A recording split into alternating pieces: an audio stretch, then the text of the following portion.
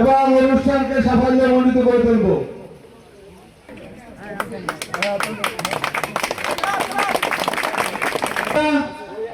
জনাব রফিকুল ইসলাম জামাল ভাই, জনাব রফিকুল ইসলাম জামাল ভাই।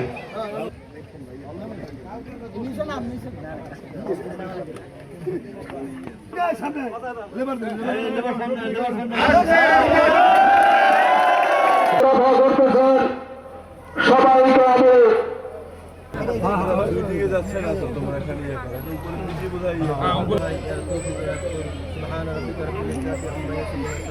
তাই আমি সকলকে ওই ফোনটা কার? এই ভাই, এই ফোনটা সরাও, এইটা সামনেটা ভাই। সালাম মির্জাকে কোরআন তেলাওয়াত করার জন্য সবিনয়ভাবে অনুরোধ। সংগঠনের নেতৃবৃন্দ, এলাকার মুরব্বী পর্যন্ত এই 17 বছরে কোনো কাজকর্ম হয়নি।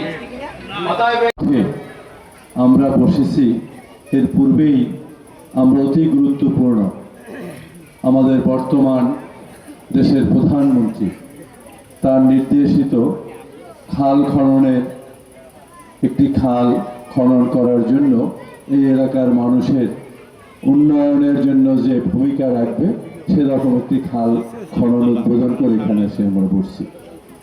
আজকে যারা আয়োজক তাদেরকে আমি বলবো, থানা নির্বাহী অফিসার যিনি আমাদের মধ্যে এখানে আছেন তার নামটি অবশ্যই আমাদের আজকে এখানে আমাদের পিআইও যিনি প্রজেক্ট ইমপ্লিমেন্টেশন করেন, যিনি আপনাদের পাশে থেকে এই খালটির গুরুত্ব ধারণ করে গুরুত্ব বুঝে এই খালটি আপনাদের নির্ধারণ করেছে, তাকে আমি ধন্যবাদ জানাই।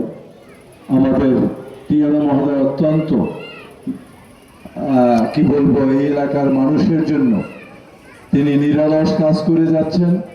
যে খালগুলো আছে সেই খালগুলোকে খনন করে এবং পুনঃখনন করে চলাচল, পানি চলাচল, পানির প্রবাহ, সেচ কাজের জলাবদ্ধতা নিরসন, এই জিনিসগুলো করা, যাতে হচ্ছে আমাদের এই যে চাষের সমস্যা, সেচের সমস্যা, এই সমস্যাগুলো দূর হয় এবং ফসলের ক্ষেত্রে কৃষকের যে সমস্যা হয় যে সেচের সমস্যাগুলো নিরসন করা যায়।